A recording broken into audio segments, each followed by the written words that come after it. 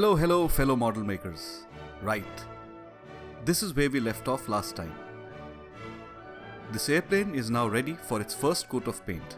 But before that, we have to get rid of any dust or lint that may be on the surface. And I do that by giving the entire surface a good rub with alcohol.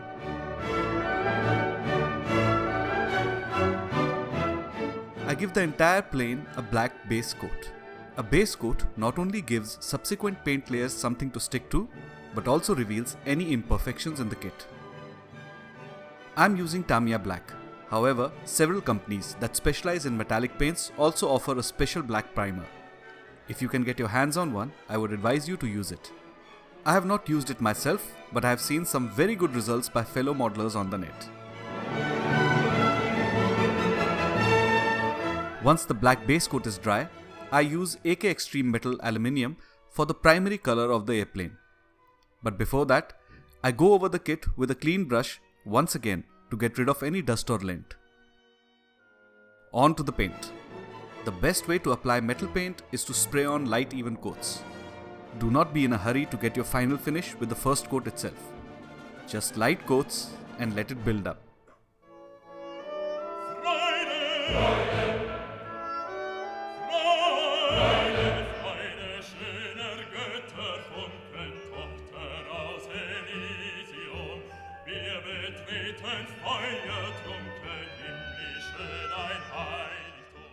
After 3 light coats, I need to seal my work up with a clear gloss varnish. I am using Pledge Floor Polish. This is a very popular product with modelers and is also sold under the brand name of Future. I will now mask off a few random panels and give them a coat of some polished or white aluminium. This breaks up the monotony of the plain aluminium and it really looks good. But here's a word of caution. Be very careful while adding the second layer of paint. Make sure the first layer is completely dry. Metal paints, especially cellulose-based paints, can come off very easily with the masking tape if not dry. So be patient and do not rush things.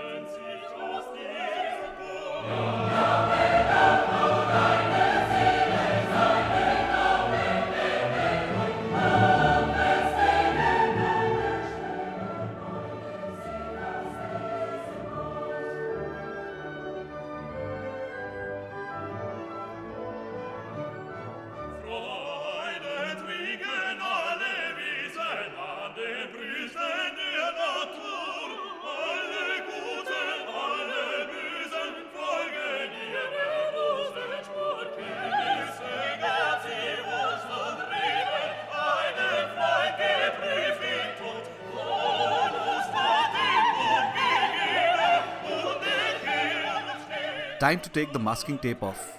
I don't know how, but I have managed to scratch the surface on the wing. I will have to go back and touch this up later. Other than that, the paint job looks really nice.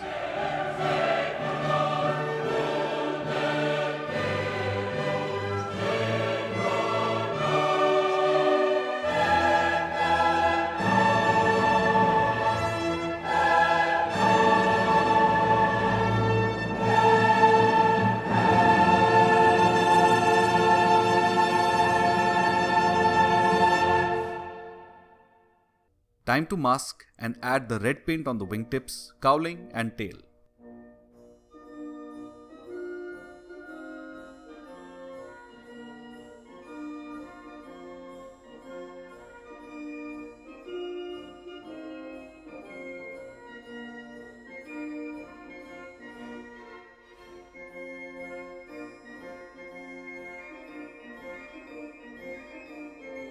And now the same process for the green paint.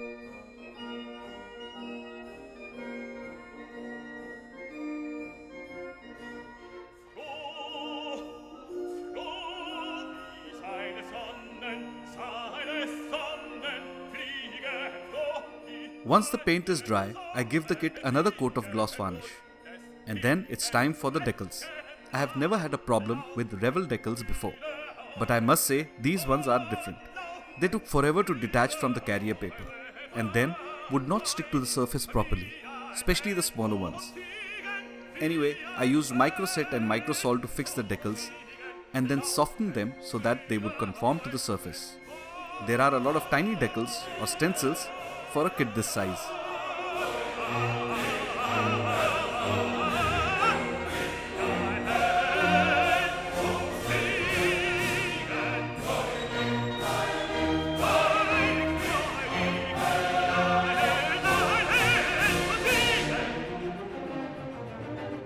The Raging Bull decal was a little difficult to fix. I used a needle to punch holes in it and applied multiple layers of microsol to get it to conform. It took a lot of time, but was not as hard as I had feared it would be. Now to hand paint the wheels. I take a fine brush and slightly diluted black paint. The advantage of using diluted paint is that it runs along the groove between the metal hub and the rubber wheel, almost like a wash. This makes painting a lot easier and gives a very good clean result.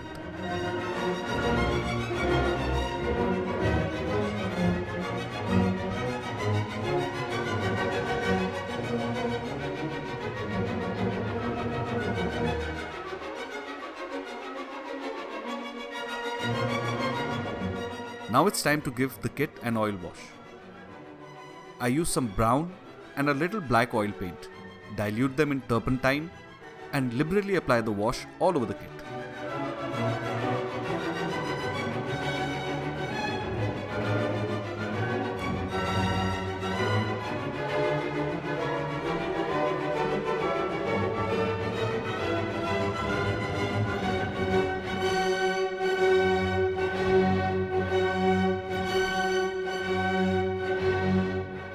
You have to give oil washes a lot of time to dry, at least a few hours.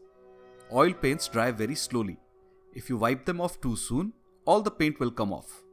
Anyway, I waited for about 4 hours before I took a clean paper towel and started wiping the wash. I wipe in the direction of the airflow so that I get random natural streaks.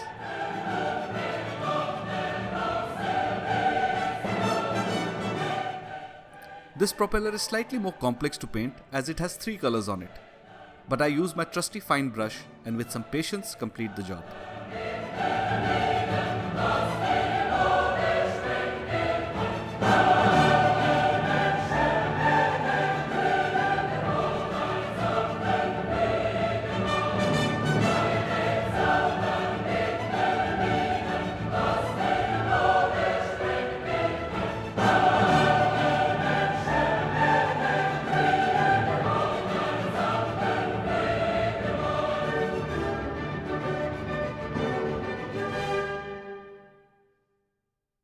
Time to mask the canopy.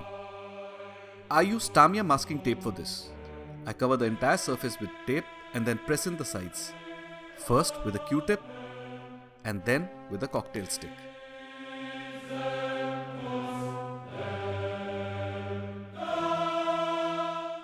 Next, using a very sharp blade, I gently follow the edge.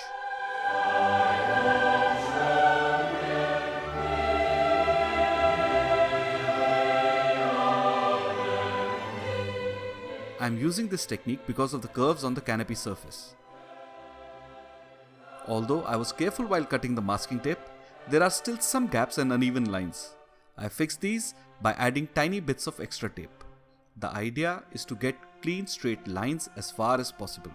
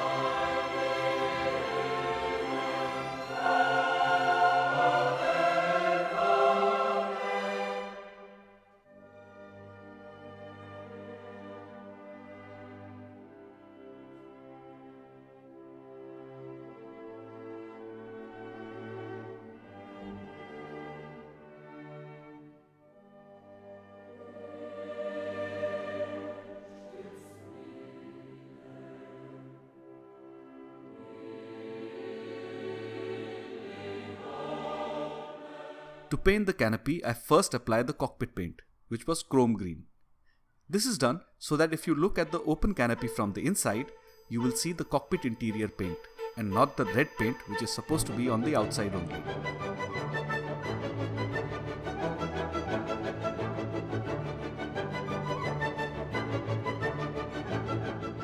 Right, once the interior green paint is dry, I give the canopy a coat of red paint. Don't forget to give the canopy an oil wash as well.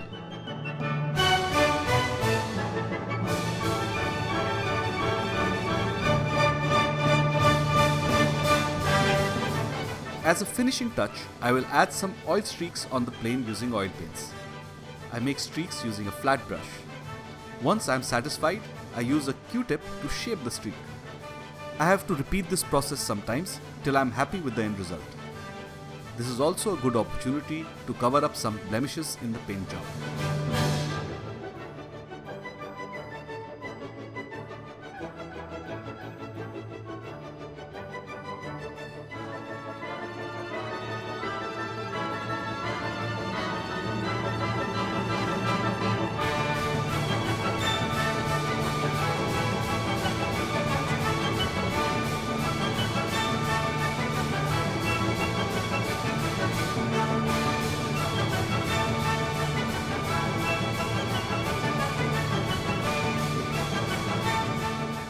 Right then, here it is, Revell's 1/72nd scale Republic P-47 Thunderbolt.